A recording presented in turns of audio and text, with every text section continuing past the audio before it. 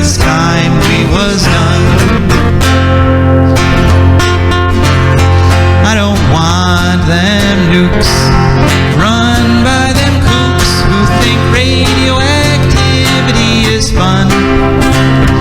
No more three-headed frogs or kids with leukemia. Nuclear power ain't fit for a dog. The sun done give us all we need to make this country run. But that nuclear power's got us cussing and fighting, and I do believe it's time we was done. No nukes! Good morning, Toledo, and good afternoon, Columbus, and hello to those of you listening on the internet, wherever and whenever you are. My name's Joe DeMare, and you have had the fantastic good fortune to luck into an hour of radio called For a Green Future. For a Green Future is a show where we talk about ecology and the environment, and we talk about them in the ways that they affect you, your wealth, your health, your happiness, the wealth and health and happiness of your friends and your family and your pets and your garden and your neighbors and just pretty much everybody and everything, because we're all mixed up in this big wiggly ball called planet Earth that we all need to pitch in and protect and stop destroying. Basically, that's what we're all about here on For a Green Future. We're basically trying to convince everybody that if we all just stop destroying the planet, we're going to have a green future where we'll all be wealthy and healthy and happy. Looking forward to it. And I'm looking forward to the next hour with you until about 10:15. We're just going to chat.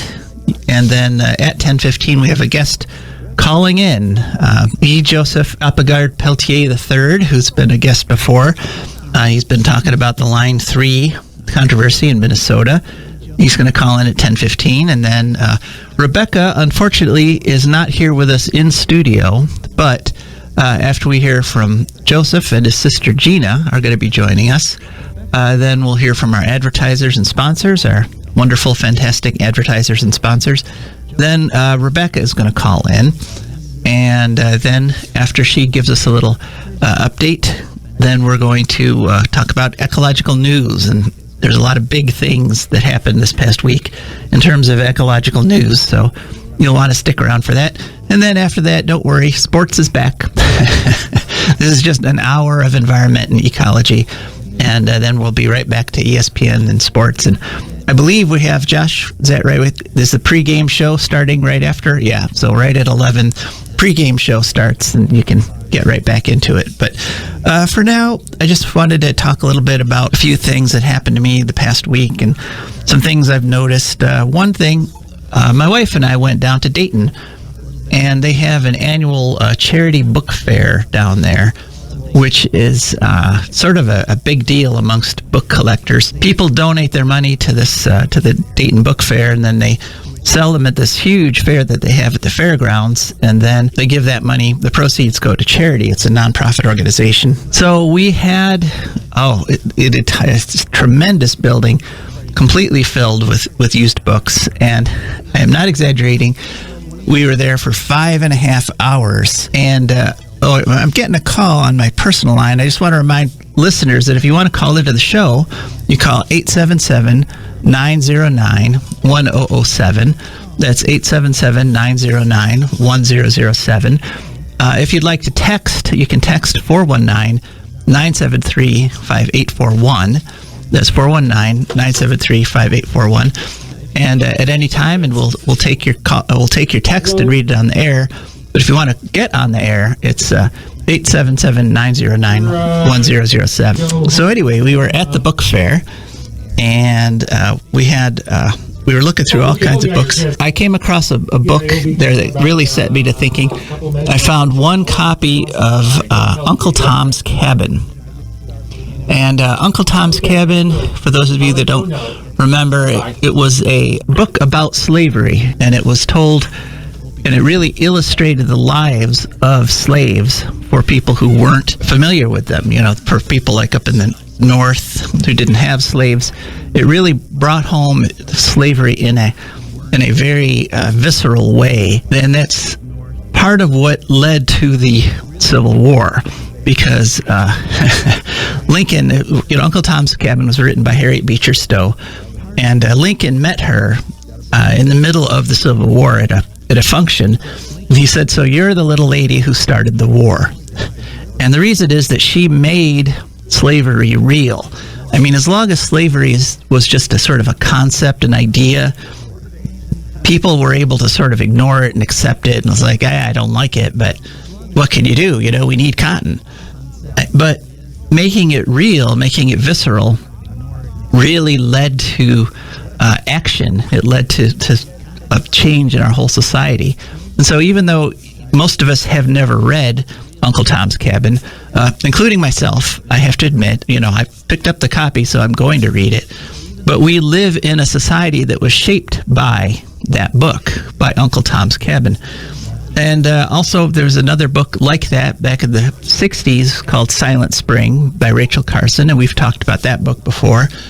Most of us have never read it, but again, it had a huge impact. It made the idea that if we kept using these pesticides that accumulated in the environment, eventually we would kill all the birds. And it made it real, it made it visceral, and led to actual legislation that banned that sort of pesticide, the kind that accumulates in the tissues and leads to eventual death from anything eating the insects. And so the only reason we have birds today in North America is because we passed those laws, and we passed those laws because, again, a book made it real. And we really, one sad thing is I was at that book sale, there were a few young people there, but of course most of us were these old gray-haired people that collected books. And we don't really have that same kind of shared experience. I mean, because what would happen back then when books were the main outlets for imagination and fantasy is that everybody would read the book. People would talk about it and say, have you read Uncle Tom's Cabin yet? And people would say no, and then they'd go get a copy and they'd read it. And so it became a shared culture-wide experience. And we don't really have that these days. I mean, the nearest things we've got are films and videos. And, most people see a lot of these fantasy films, but none of them are really bringing home the evils, the nastiness, the badness of things like global warming in the way that these books did, because there's so many movies on so many topics. And I think there have been attempts, I think, for example, Waterworld was an attempt to sort of show how bad global warming could be.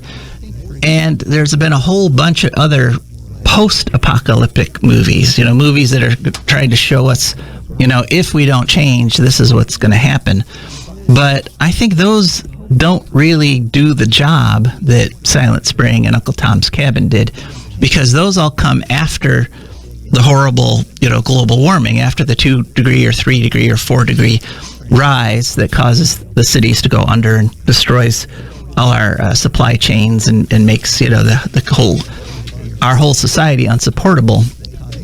And so what we need is something that brings that home, that brings the current crisis and situation home in a way that touches everybody, and in a way that everybody can say, oh, you know what? We do have to do something about this. I think the murder of George Floyd kind of did that last year with racial issues, because, people literally saw someone being killed and it became very real, and all of a sudden people realized, oh, there really is this kind of racism and we have to react against it. It was a horrible, horrible experience for everybody. And I think the veneer of fiction, putting something in a situation like Uncle Tom's Cabin, where they were fictional characters, I think that can help us keep enough emotional distance that we do something about it, but not so much that we're just paralyzed and enraged. But we have to keep looking. That's the thing, is we have to have this shared experience. We all have to come to the same conclusion that we've got to cut down on carbon, and cutting down on carbon means stop making more carbon infrastructure. We're not going to cut down on carbon as long as we're building pipelines and creating terminals to ship our natural gas over to China. That's not going to cut down on carbon. What cuts down on carbon is, leaving it in the ground and switching over to the clean energy. And I have some ecological news stories about both those things. Good stories, upbeat stories. So something worth listening to and sticking around for. And right now we have something very definitely worth sticking around for, and that is our interview with Joseph Oppegaard-Peltier, and his sister Gina. And I think we're ready to go to them. Hello, Joe, are you on the line? Anin, bonjour. Hey, Joe. How you doing? I'm doing well. Good talking to you. And that's good to hear. And is your sister Gina with you? Yes, bonjour, Anin. God, it's a good day. Yes. Bonjour. Bonjour? Is that how you pronounce it? Yep, it's bonjour. Bonjour. Okay, bonjour. Thanks so much for talking to us. All right, so you folks were all this past summer involved in the struggle to stop the Line 3 tar sands project in Minnesota. Would you like to just sort of tell our audiences a little bit about what happened during that whole conflict? Yeah, sure. We've actually been on the line for about a year now, starting out last November, and it's been quite a journey. I'm going to pass it over to my sister. We would like to talk a little bit about the charges going on right now and her experiences just recently in D.C. at the Department of Interior. So, Gina, if you want to have the floor. Yeah, most definitely. So we're out here, risking our lives on a daily basis for a very good reason, and I'm sure you all know why, but we have a Canadian corporation shoving a tar sands oil pipeline through nearly half of North America's freshwater. And since water is a commodity on Wall Street now, we know that they're coming after our water since they can make money off the scarcity of it. But Line 3, it does have 22 river crossings, and it goes through more than 200 bodies of fresh water, including going through the Mississippi River twice. And they've already fracked out multiple times into the Mississippi River. So before they fracked out into the Mississippi River, I was able to drink the water out of the Mississippi River and not get sick. And now you cannot even swim in there without getting rashes all over your body and without getting sick. And that's because of the frack out and all the poisons they've used to drill the pipeline through rivers and through our land. Could you just go to a little more detail on what a frack out is? Yeah, most definitely. So when they are drilling under the rivers and under certain areas throughout the land, they use drilling fluid, and this drilling fluid is a mixture of water, clay, and then other poisonous chemicals, and they're using this to help the drill go through the land and go under the rivers. And so when they're doing this and they're drilling and they're using all this pressure to pump this awful fluid into our land, there will be soft spots in the land, so all this drilling poisonous toxic fluid starts bubbling up through the land, and then it just contaminates everything that's around it. So they've had multiple frack outs where they have just destroyed acres of land, and you can't clean that up. Right now they're just trying to contain it and shovel it up and then transport it somewhere else, and they're not doing a good job. I mean, it was just a couple days ago where some of our scouts saw like an emergency in-bridge cleanup truck again in the same area around the Mississippi River where they're drilling through it. So they're still causing big messes even though it's winter and even though the oil is supposedly flowing. And we have people who fly their drones over over the pipeline, and they have pictures of where the frack out has damaged so much land right where they've put in the pipeline, and they're not cleaning it up. So it's getting really frustrating, that the DNR and that our politicians and the people who actually have the power to stop this, to stop the raping and the damage of our precious land and ecosystems, they're not doing anything about it, even though we have the proof and it's happening right in front of their eyes. Our water is already being poisoned, and it's really scary because that's what they're trying to accomplish. This is the last of Canada's oil. They have no other way to make money off of oil after this, so they're looking for another way to make money. So they're coming after our water. That pipeline's going through nearly half of North America's fresh water. Minnesota holds 5% of the world's fresh water.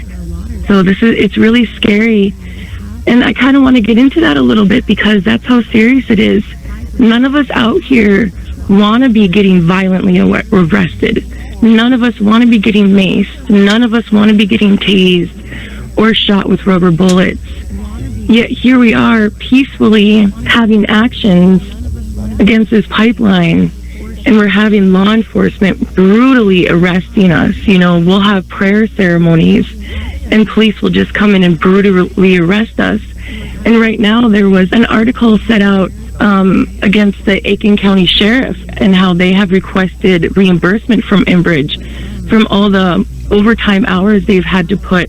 And they didn't have to, you know, have all these overtime hours, but the Aiken County Sheriff's Department and all the other sheriff's department that are around the pipeline are now trying to get reimbursement from Enbridge for all the hours and equipment they have put in to supposedly try and control the water protectors. But in all actuality, they didn't really need to be out there doing anything because we were peaceful, you know? We were just trying to stop construction. They didn't need to be protecting a foreign corporation that's trying to damage and destroy the United States' water. So basically, our law enforcement up here in northern Minnesota was Enbridge's mercenaries. Mm-hmm. Right, and so we've been following the battle, you know, all year, and you know, I just want to express a lot of gratitude to you folks for standing in the way of this destruction, direct destruction of your land. You're defending your land, and you know, if the oil manages to get to flow and manages to get put into the air, then you know, that threatens all of us. Literally threatens every one of us. So you've been battling it there in Minnesota all summer, and then you took it to Washington D.C. You took the fight directly to the nation's capital. What happened there? It was, you know, Washington D.C., and I heard this from a lot of other water protectors. It just felt evil. It didn't feel right being there. Especially with, you know, you had to pay for everything. You had to pay for parking, couldn't find a place to go to the bathroom, and just like the people in that town too, it didn't feel right. But so indigenous women are leading this fight, and indigenous women are 10 times more likely to end up missing and murdered. And so indigenous women, we know firsthand that people can survive happily off of the resources we have. You know, like hemp can fuel your cars, you can build houses off of hemp, you can make batteries out of hemp, right? Mm-hmm. So with the United States and them trying to complete their genocide on us, we have to take it to Washington to let them know that we are still here, we're still fighting, and we still know what's best for our land. And we're taking a stand because we need them to listen to us. Before, you know, 500 years ago, you could drink from any river, lake, or stream. And we don't need oil. We never needed oil. Henry Ford's first automobiles ran off of biofuel. So with what we experienced here in northern Minnesota, we knew we had to take it to Washington to let them know, like, we're fighting tooth and nail. We're risking our lives every day. Indigenous women are 10 times more likely to end up missing and murdered, and here we are leading this fight, putting our lives in even more danger. And that's for everyone else.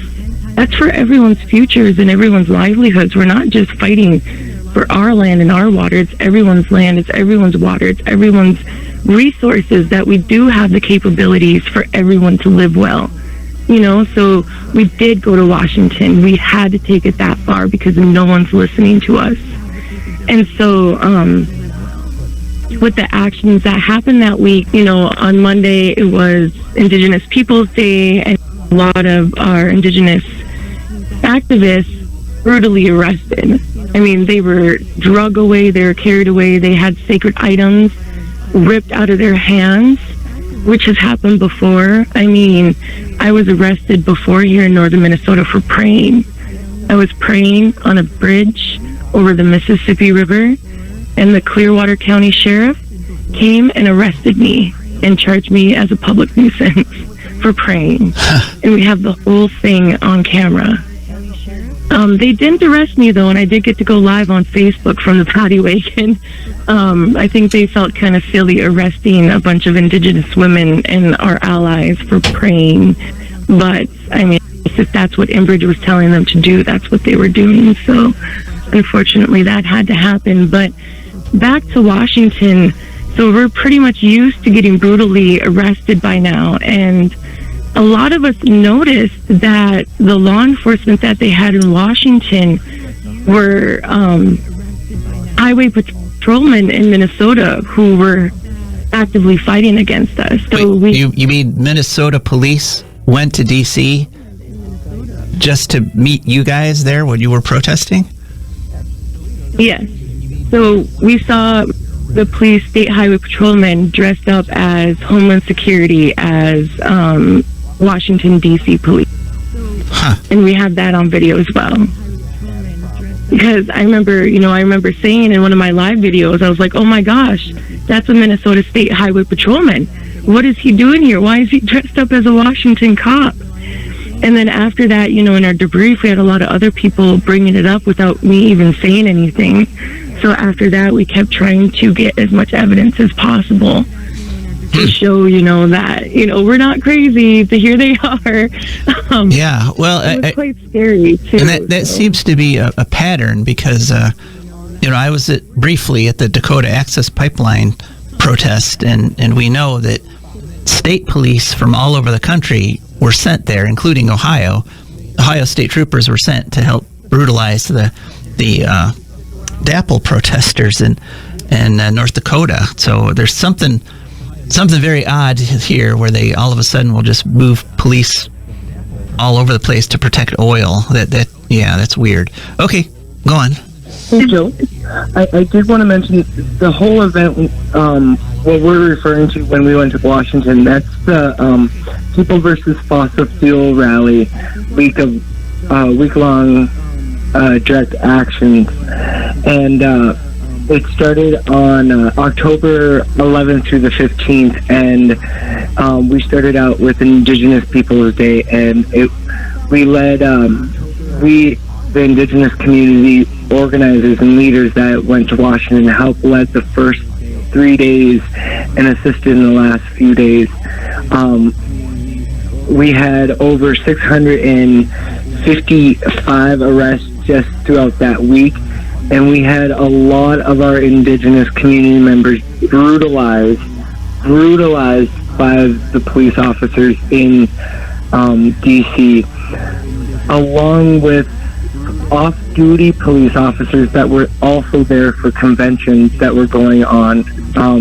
We walked through I want to say at least 500 Homeland Department officials and officers, Border Patrol officers, and it was a very nerve-wracking time in D.C., but I'm going to pass this back over to my sister. Okay. So even our elders were attacked and beaten up one of those nights. One of them had to spend the night in jail, or not a night in the hospital. And the police treated them awfully. They told one of our elders that if they wanted to press charges, that they were going to issue a warrant for her arrest, because the other people were saying that she instigated the whole thing.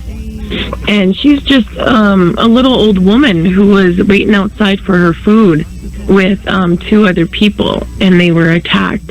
And it was in the middle of the night, but it still shouldn't matter, if they're just sitting there and these people come up and attack them, and beat them senselessly, these elders, and they were young white men. And the cops just disregarded them and threatened them and said, if you press charges, we'll issue a warrant for your arrest for instigating the fight. So now, they had to come back, and they're dealing with that trauma, and they also have to deal with finding lawyers on top of that. to deal with this whole mess. And it's really disheartening to know that our elders are getting beaten up in the streets and the law enforcement don't care. They're not going to do anything about it. I mean, we get stuff on camera where we're getting assaulted and law enforcement still don't do anything about it. And we have to get lawyers and we have to go to court. And a lot of people just, don't think they have the capability of fighting that long, because it is a long fight, and you go through that and you spend all this money on an attorney, and most of the time it doesn't come out in your favor because the whole system's rigged against us. That's why I keep saying Indigenous women are 10 times more likely to end up missing and murdered than anybody else in this country. And why is that? And that goes up when there's a pipeline or something like that, or going through, because they have those man camps of the workers, and that directly corresponds with an increase in women going missing. Yes, we did have some pipeliners who were arrested this summer in a sting operation, and they were trying to contact minors, trying to solicit minors. And then we did, one of our leaders' niece is missing, and she's been missing for a couple months, and it's not like her to even want to go. On top of that, it's like all her Facebook and social media is complete silence, and no one's heard anything from her, and the police are saying she's just a runaway. And that's what they say about us. We're just runaways. In all actuality, it's not like that at all, We can't even walk to work without having the fear put into us that we're going to get kidnapped and taken away and beaten and murdered, because that's happened. That's our reality. So it just puts a little more fire in us to fight even harder, because we're being attacked by the U.S. government. They want to complete their genocide upon us. So. Well, yeah, it's hard to accept, but the whole genocide that we read about in history books now, has not stopped. It's still current. Yeah, still going. I'd like to talk about the DOI, though. Sure. The Department of Interior. So, the whole week while we were in Washington for the People versus Fossil Fuels events, they had everything set up to where, we would meet, I think it was at Liberty Square, and then we'd march to the White House, and then people would get arrested, right? And then so we noticed, after those events and actions would take place, later in the day, we would go hold other actions other places. But a few of us noticed that, we would just gather in front of the White House in the morning and be there. And then we would get arrested. Like, they would designate certain people. Like, if you want to get arrested, stand here and you're going to get arrested, right? And then in the afternoon, when we were off doing our other stuff, there was tourists in that area in front of the White House, just being there as we were there without the threat of being arrested.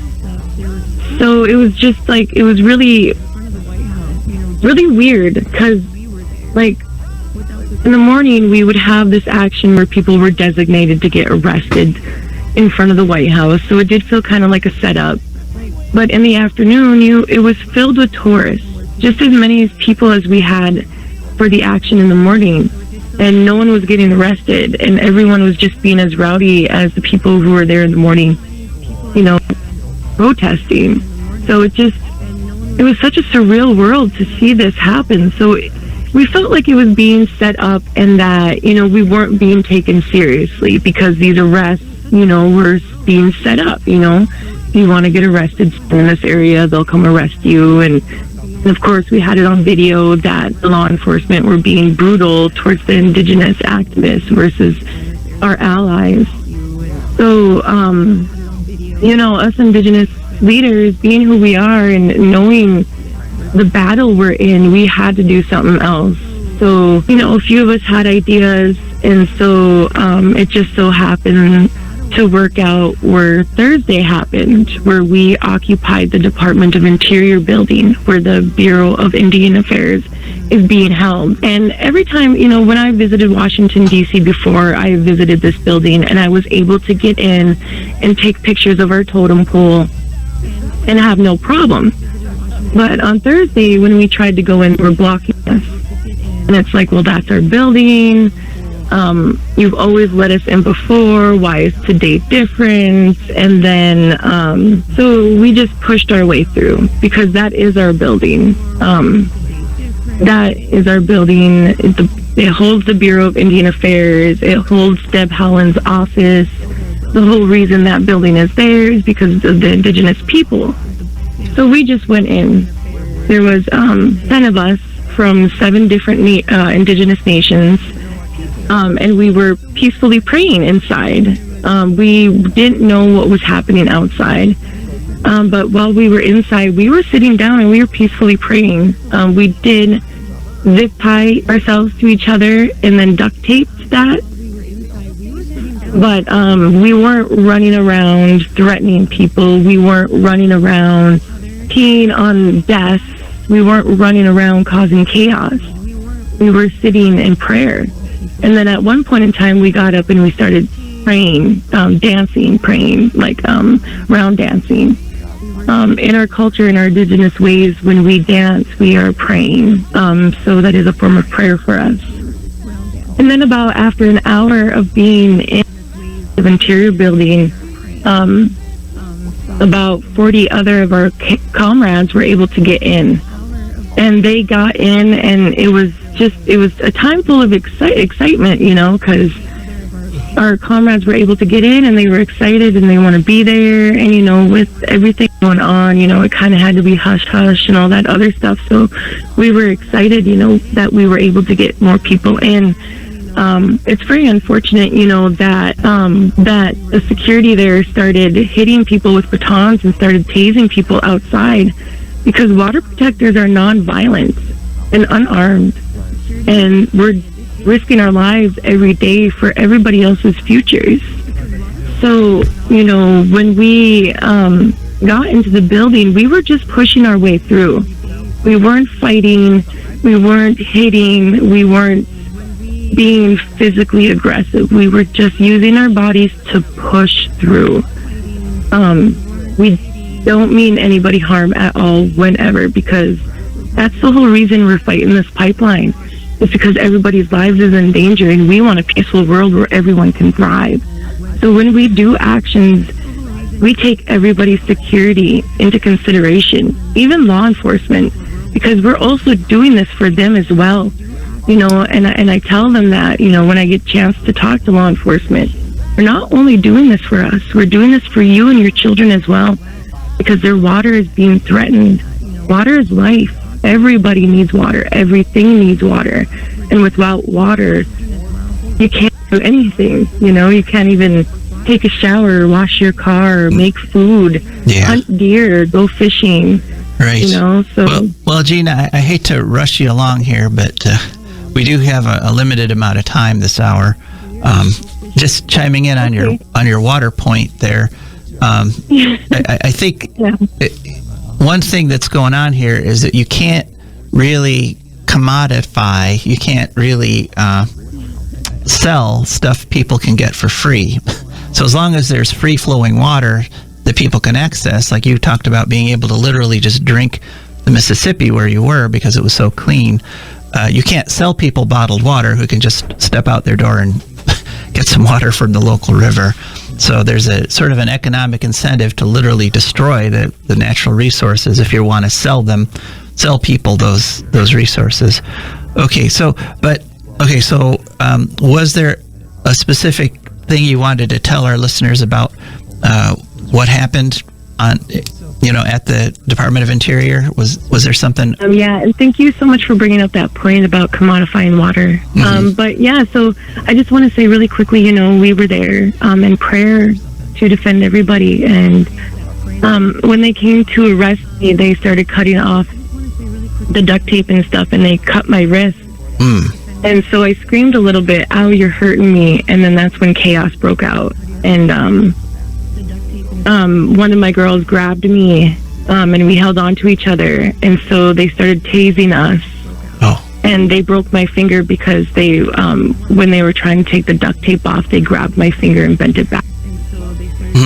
Mind you, you know, I'm unarmed, non-violent, you know, and all they had to do was ask, can you please take off your duct tape and your zip ties, and we would have, but they just came for us. They just violently grabbed us, violently grabbed me. They broke my finger and they tased me. It's very sad that they decided to use such force when all they really had to do was ask, and we would have complied because we know that they're looking for reasons to beat on us and to be aggressive towards us. Well, and this, this certainly wasn't the first sit-in in history, and most sit-ins end peacefully, one way or the other, and to resort to such violence, that's inexcusable. Yeah, the whole thing would have went peacefully if it wasn't for the law enforcement being so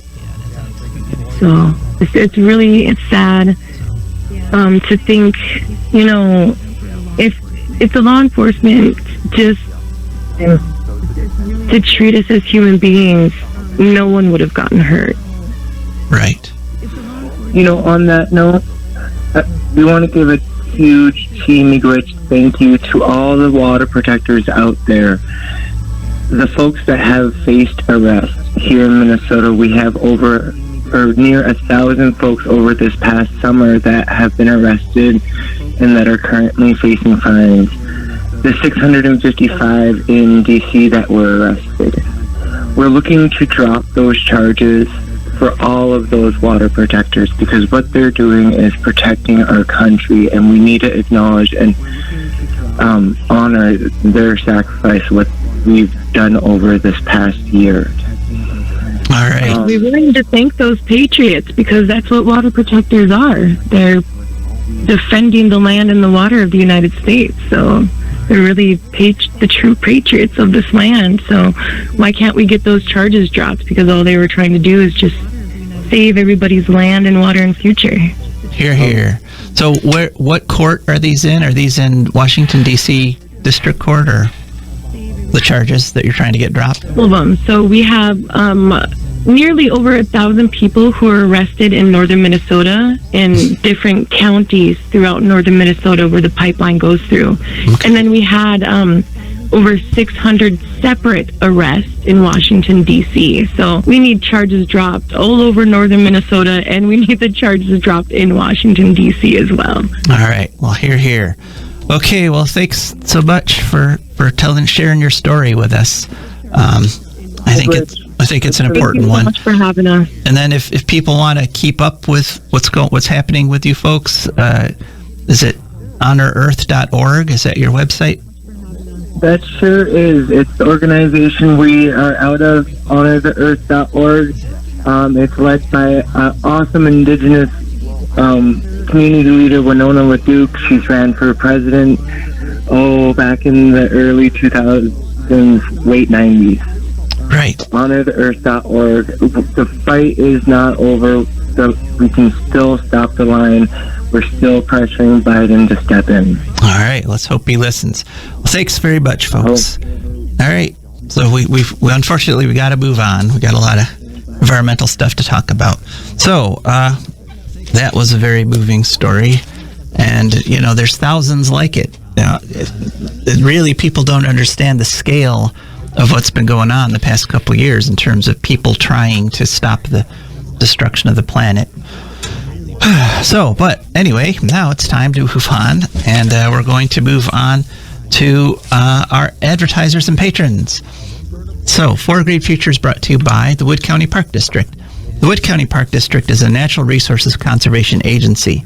They protect natural spaces, maintain quality green spaces, provide engaging programming, and they teach people to love and respect nature. They restore wildlife habitats, and they lead outdoor adventures. Wood County Parks protects natural spaces in Wood County for all to enjoy, from 8 a.m. to 30 minutes past sunset every single day of the year.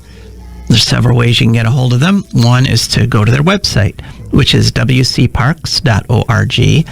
They also have a nifty app, which you go to any app store and search for WC Parks. It's a free app, and it'll have schedules of things that are happening, as well as cool pictures and a list of all the different parks and resources. You can also give them a call anytime at 419-353-1234. 419-353-1897. That's 419-353-1897. So now I think we might have Rebecca on the line. Nope, not yet. Okay, so we're waiting for Rebecca's call. In the meantime, I will go on and do our first story on our ecological news story. And this is a story which kind of relates to our callers. Here in Ohio, there's something called HB 109. And this past week, it was voted out of the Criminal Justice Subcommittee in the Ohio House. And what HB 109 does is it basically turns all protest into, it treats it like terrorism. Basically, what happens is if a protest gets termed a riot, now all of a sudden participating in that protest becomes a felony and has incredibly long jail times and huge fines. It's called the Ohio Law and Order Act. But the response of the Ohio state government to the fact that more people are participating in protests is to criminalize protest. And, the claim is by the people pushing this law that we're not criminalizing protest, we're just criminalizing rioting. But the definition of rioting in this bill is so vague and so broadly applied that literally almost any protest can be termed a riot. For example, if you have 5 or more people and they block an intersection, then all of a sudden your protest becomes a riot. And if you're involved in a large protest, like last summer I actually was in a Black Lives Matter protest in Bowling Green. There were about 500 people there. We went from where we were in the courthouse where we started, and then we went over to a park where there was a pavilion and people were going to give speeches. And as we were doing that, 500 people went across Main Street and kept going even after the light changed, because when you've got that many people, it's not really practical to stop and wait for the walk sign. And then our peaceful protest, at which there was no property damage, there were nothing but speeches and people walking, would have become a riot. And all of a sudden everybody involved there could have been charged with a felony according to this new law. And not only that, but once a protest meets this riot definition, then any organization that helps to organize the protest gets dissolved and their assets get seized. So, it could be the Ohio Citizen Action or the Sierra Club, doesn't matter. I organized a protest against HB 6 back in October 2020. We had people at all 4 corners, at the main corners in Bowling Green. We had about 25 people. That could have been termed a riot because one of the things we did was we wrote in chalk on the sidewalk in front of the Republican headquarters, wrote HB 6 equals Republican shame. And now that is considered vandalism, writing on this chocolate sidewalk. And then once vandalism occurs, the whole protest becomes a riot. And all those nice people who came out and stood and held signs and chanted and got lots of honks and waves from the people going by, we all could have been charged with felonies because we were participating in a riot because somebody, in this case me, wrote on the sidewalk. And, all the civil liberties organizations nationally are looking at the Ohio law and saying, this has to be stopped. It was unfortunately voted out of committee, so the next thing it would go to the full House for a vote. And it, in the current legislature where the Republicans hold so much power, in fact, hold all the power, it would probably pass. Another thing it does is it allows police to sue protesters. So if a policeman, like one of the policemen who broke Gina's fingers, if he felt stressed out by the fact that he broke her hand, he could then sue Gina for causing him emotional distress, which is, patently ridiculous, but this is what this law specifically allows. And I do have to mention that there is such a thing protesters are very familiar with. It's called the Agent Provocateur, and that is sometimes people are hired to infiltrate protests and try to convince everybody else to do violent things. And I've been at protests where these folks are trying to do their work, and they're wearing ski masks so they can't be identified. They stand out because they just go off by themselves to start breaking something or knocking something over, and nobody goes with them because everybody else is like committed to the nonviolence and to not destroying property and, you know, having a peaceful protest. But once one of those people get put into the crowd and does one of those things, now everybody's part of a felony. And so this law would definitely hurt the environmental movement as well as every other political and social movement. So, following all that bad news, and we're still waiting on Rebecca's call, I have some good news.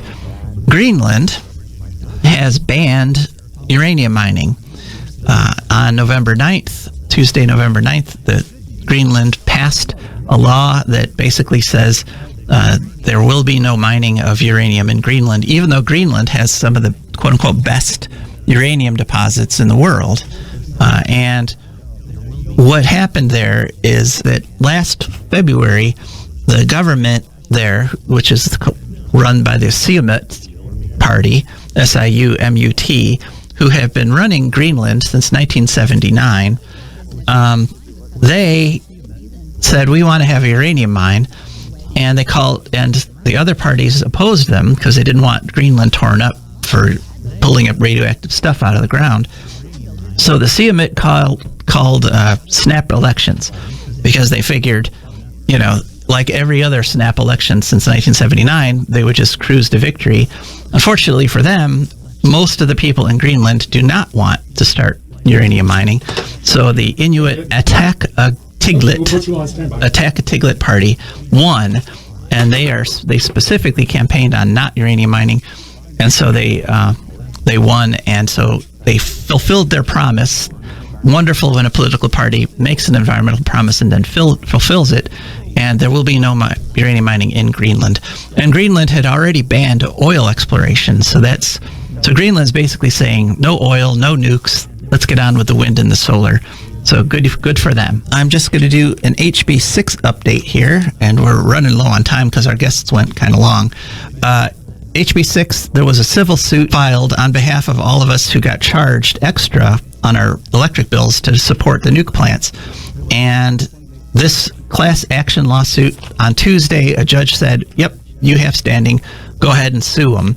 And they're suing First Energy, and which is nice because they're the ones responsible, even though they've since passed the whole thing off onto Energy Harbor. But it's a RICO lawsuit, which is the Racketeer Influence and Corruption Organization Act, RICO. So in other words, he's trying First Energy as mobsters, and it's Smith versus First Energy et al. In the U.S. Southern District Court, and we'll follow that one because we all might get some money back from it that they stole from us to support the nuke plants. Another thing real quick, you know, okay, well, Rebecca's here, so let's go to Rebecca. Hey, Rebecca, we got like 2 minutes. Okay. Well, you know what, Rebecca? I'm here now. You know what, yeah. Rebecca? Maybe we should just save your thing for next week because I still have a couple. Thinking, yeah. So, I don't know. I think what I have time for is like lithium. It's a chemical. All right. Well, thanks for your report, Rebecca. And you're welcome. All right. We'll catch up with you next week. So. All right. Okay. Next news story. Shioto Ridge Wind Farm. I had no idea this existed. Like I said before, my wife and I were down in the Dayton area, and we went to Yellow Springs, and when we came back up here, we came up 68, and I saw a huge wind farm that I had no idea existed. It's actually started up on June 10th of this year. It's 250 megawatts, which is 60,000 households worth of electricity. Cost about $300 million, which shows you how cheap wind is. It's 75 Siemens turbines that each about 3 megawatts, and it's just beautiful. And somehow they managed to get around all the Ohio legislative barriers to wind and put it up, so kudos to them. And we may even try to get somebody from that project on. So wind is slowly happening. Right now it only provides about 2% of Ohio's power, but it has the potential to provide more than half of our electricity. So a few things are leaking out here and there. The anti-wind forces are not absolutely victorious. Finally, I want to end talking about COP26, which also ended this past week. Unfortunately, there's a huge focus in the COP26 statement on adaptation and mitigation. In other words, not just stopping the carbon, but helping countries deal with the effects of global warming, which sounds great. But if you do that before you stop the carbon, it's a fool's errand, because you build a 10-foot dike, and in the process you put billions of tons of CO2 in the air, and then the sea level keeps going up because you've been continuing to put carbon in the air all that time. And, by the time your 10-foot dike's done, you need a 12-foot dike. And, the country that you just spent billions moving tons of earth around gets flooded anyway. So the first and most urgent focus should be on stopping carbon emissions. Unfortunately, as Greta Thunberg has said, basically the Glasgow Agreement, which was published, can be summed up by 3 words, blah, blah, and blah. I've read it. It's 6 pages of essentially nothing. Each point on it it either encourages, or it invites, or it welcomes, or says, hey, that's cool if somebody actually does something about global warming. But there's no teeth in it. And a couple countries like India actually managed to water down even the watered down language. So, for example, instead of phasing out coal, we're just going to phase down coal, which, it's kind of like drinking. It's like, I'm not going to drink a quart of whiskey every day. On Sundays, I'm going to only drink half a quart of whiskey. The only solution here, and this actually is a hopeful thing, because I've said this before, we're caught in a positive feedback loop, right? Which means the effect of putting carbon in the air is more carbon goes in the air. So there's a feedback there that makes the whole thing shoot out of control very quickly, which is what's happening. But they have done studies now, and with the simulations, if we stop putting the carbon in the air, the runaway greenhouse effect will stop also. It'll level off and then start going down. So it's not too late. If we essentially, like when there's positive feedback, you've got a microphone and a speaker, and they feed off each other until the whole system like blows up. But if you cover up the microphone, the positive feedback loop stops, and you don't destroy your system. And so that's what stopping carbon right now would do. It would essentially stop the positive feedback loop. And there was a study recently that supported that idea. So it's not too late, folks. Get yourself an electric car, or walk or ride your bike to the store. Do everything you can personally, and we got to continue to put pressure on these politicians. Vote for better public transit also. Contact your representatives. Hear, hear. That's a big, big part of it. So thank you all for listening, and now we're going to get back to sports and the pregame show. This has been a pleasure. This is Joe DeMare. And sort of Rebecca Wood. And together we are signing off. Demon oils got us fussing and fighting, and I do believe it's time we was done. I don't want them nukes run by them kooks who think radioactivity is fun. No more 3-headed frogs or kids with